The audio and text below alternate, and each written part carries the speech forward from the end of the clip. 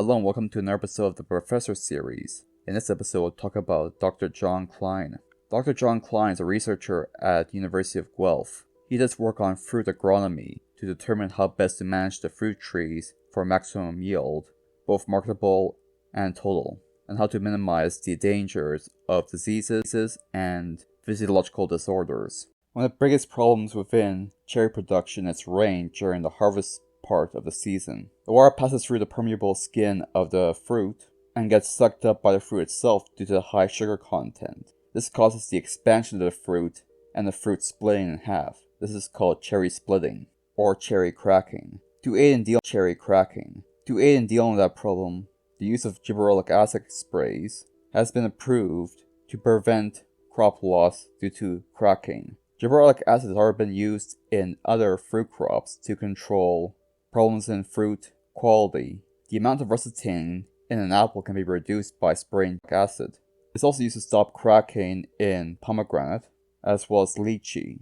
It's also been used to inhibit flowering in different prunus species. Gibberellic acid spray has been widely adopted within commercial orchards because they have consistently been shown to increase fruit size and firmness, both of which increase the price of the cherries. However, the evidence that gibberellic acid spray can reduce cracking is contradictory. To that end, research has been done using two different cultivars with different levels of susceptibility to rain cracking to see how different cultivars react to gibberellic acid spray at different times of the year, to see where the benefits come in. This experiment was done in New Zealand using two cultivars, Sam and Bing. Sam having a lower susceptibility to cracking, and Bing having the greatest level of susceptibility to cracking. Here are the treatment options. The control would be no water or irrigation and no gibberellic acid sprays. Irrigation only, 4 sprays with gibberellic acid at 10 ppm. And the last treatment was single spray gibberellic acid at 40 ppm. ppm translates into parts per million. The irrigation occurred in November 17th, November 26th, and December 6th and December 8th. The sprays occurred at the same time. As it was mixed with water, the sprays are a combination irrigation and gibberellic acid spray, and the singular one only occurred in December 8th. The harvest was then collected and analyzed on common fruit quality indexes and statistically analyzed. And here, the inclement weather within New Zealand at the time of the study had very poor weather. This caused an increase in cracking far greater than normal and reduced overall yield due to poor or no pollination in certain instances. Gibberellic acid sprays had a marked adverse effect on cracking on Bing fruit, but no significant effect on the cultivar Sam. Single and repeated sprays of gibberellic acid increased cracking of Bing fruit from 17% to 27%. Due to the weather, the marketable yield in the untreated class was reduced to 56% of its normal yield. The single and repeated spray treatments reduced the yield